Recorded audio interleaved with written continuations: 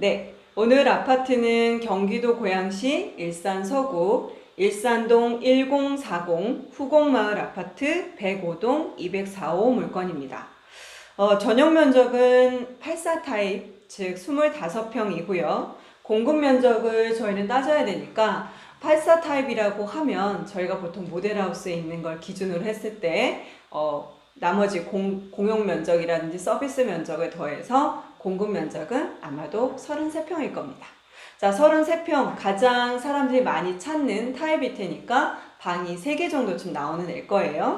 자, 그럼 방 3개짜리 아파트가 지금 현재 얼마냐면 감정가는 3억 2천이군요. 아파트가 나오시면요, 가장 먼저 하실 거는 평당가를 한번 계산을 해보시면 좋아요.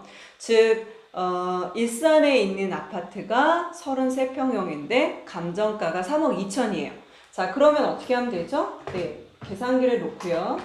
3억 2천 나누기 33평형 하고 딱 나눠보면 969만 어쩌저쩌 이렇게 쭉 떨어지네요. 즉 한 970만 원대 정도쯤 된다는 얘기입니다. 즉 서울 중심부가 평균 그 가격이 2,800만 원대를 지금 가고 있는데 이 한 블럭 떨어져 있는 경기권, 즉 1기 신도시인 일산에 있는 아파트가 약 1,000만 원이 안 되는 금액입니다. 굉장히 좀 싸죠. 오늘 이 일산 아파트를 제가 선택한 이유가 3기 신도시에 대해서 좀 반대하는 집회가 최근에 한 2번 정도 열렸습니다. 주로 이제 김현미 국토부 장관의 그 사무실이 있는 일산에서 집회가 있었고요.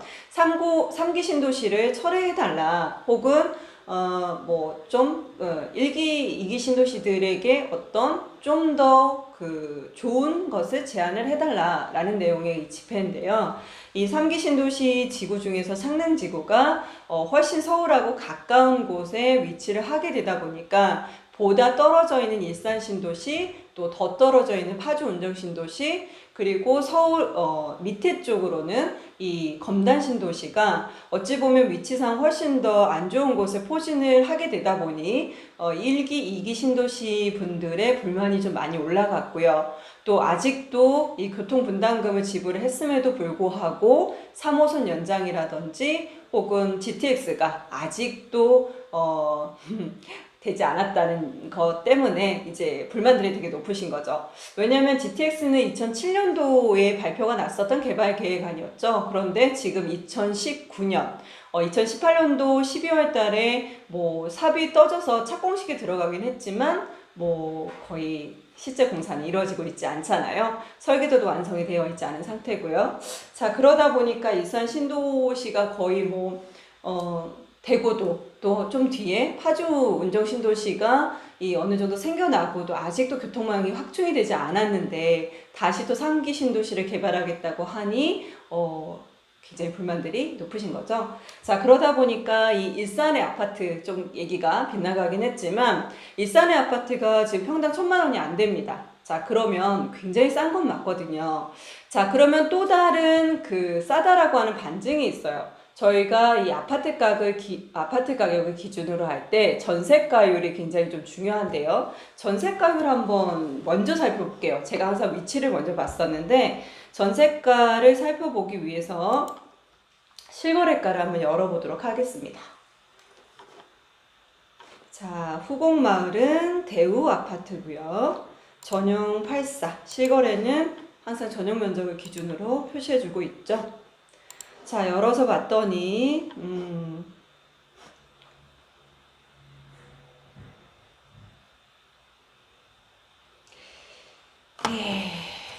금액이 2017년도, 네, 여기에는 조금 옛날 거가 나와 있네요. 제가 조사한 바로는 2018년도 11월 달 기준으로 7층에 있었던 물건이 2억 7,800, 또 2018년도 10월 기준으로 2억 6,600, 5층이 그렇게 되어 있네요. 지금 이 물건은 어찌 보면 감정 시점이 언제였느냐면, 네, 작년 8월 16일 날 감정평가가 됐고요. 3억 2천인데 여태 동안의 이 추세를 놓고 보면 이 아파트가 3억 2천에 거래가 됐던 적도 없고요. 매물로 나와 있었던 게 3억 2천을 찍었던 적도 없어요. 그런데 이렇게 됐다는 얘기는 조금 감정가가 제가 봤을 때는 조금 높게 설정이 되지 않았나 싶고요.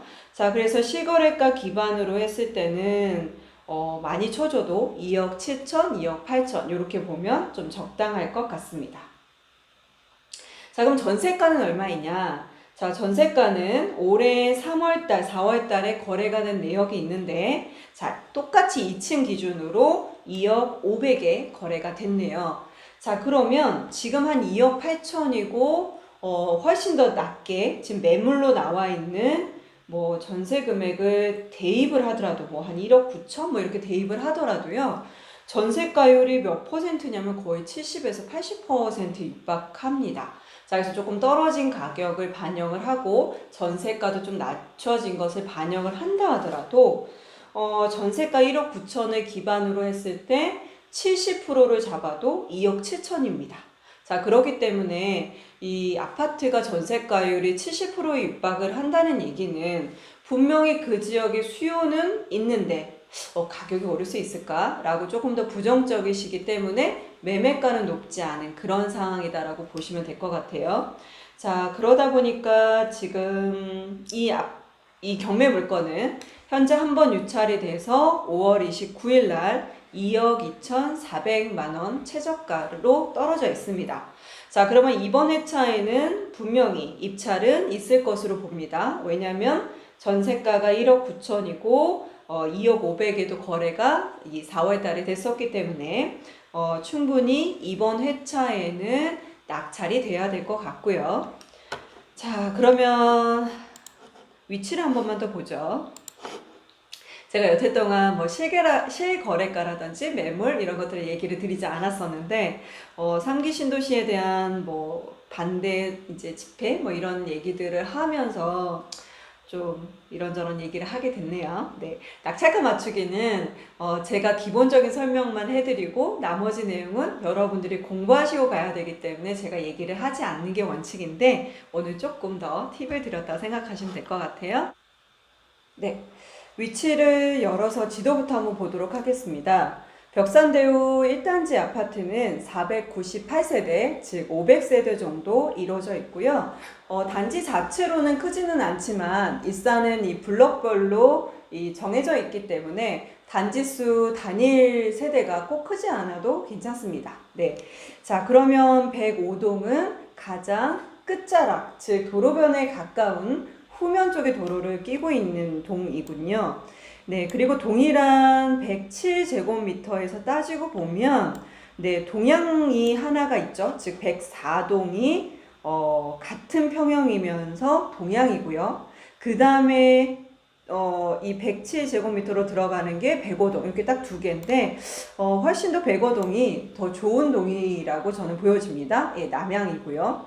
자, 그래서 우리가 실거래가를 볼 때도 이 금액들이 더 낮은 애가 있고 좀 높은 애가 있을 수 있는데 그 중에서 조금 더 좋은 쪽으로 적용을 해주시면 될 것 같아요. 단 2층이기 때문에 뷰가 뭐 굉장히 좋다거나 그러진 않을 것으로 일단 추정을 해주시고요.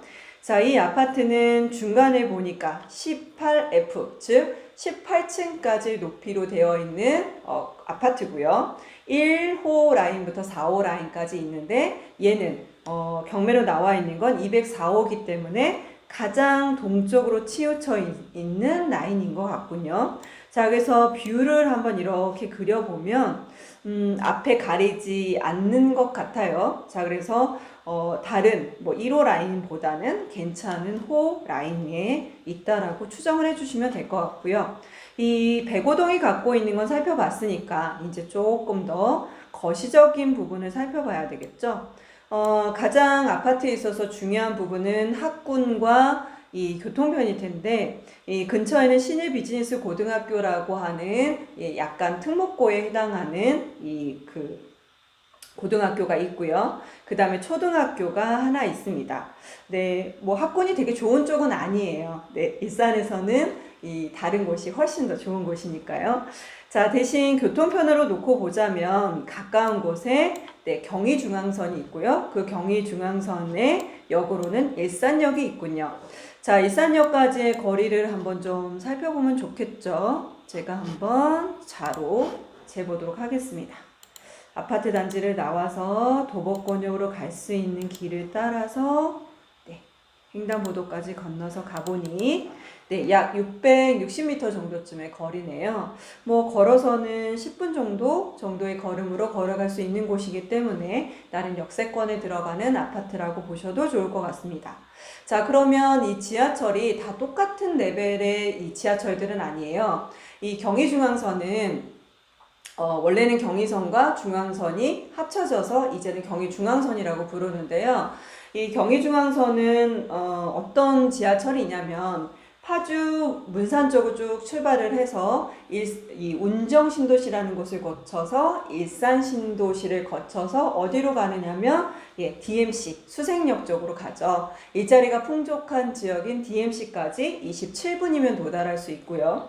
또 공덕역까지는 40분, 또 다시 용산역까지도 40분이면 도달할 수 있는 곳입니다. 자, 그러니 일산역 자체가 어찌 보면 일산신도시는 3호선을 기반으로 이 중간에 쭉 3호선이 놓여져 있는데 오히려 요즘은 경의중앙선이 보다 일자리가 있는 곳으로 빠르게 접근이 가능하다 보니까 경의중앙선을 더 높게 쳐주시는 분들도 있습니다.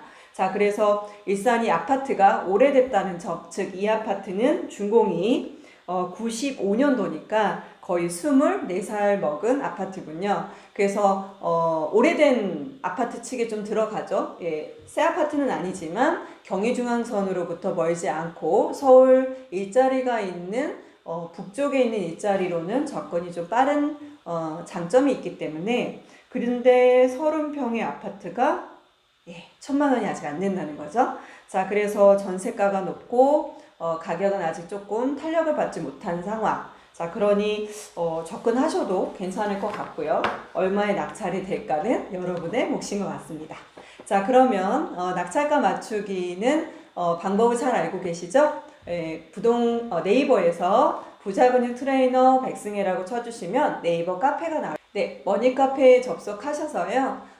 댓글로 본인이 생각하시는 낙찰 금액을 적어주시면 되고요. 찾으시는 게 어려우면 이 바로 밑에 이 정보란이 별도로 쭉 펼쳐지는 곳이 있어요. 거기에 가시면 링크 글이 올려져 있기 때문에 그 링크를 타고 카페에 들어오셔서 본인께서 생각하시는 낙찰 금액을 써주시면 저희가 3명까지 1등, 2등, 3등에서 문화상품권 혹은 현금으로 입금을 해드리고 있으니까요. 우리가 경매물건에서 이 낙찰가가 얼마가 될 것인지 한번 트레이닝 해보시는 좋은 기회로 가지셨으면 좋겠습니다. 자, 그러면 주변 분들에게도 경매를 간접적으로 공부해 볼 수 있는 이 낙찰가 맞추기 트레이닝 많이 홍보해 주시고요. 네, 다음에 또 뵙겠습니다.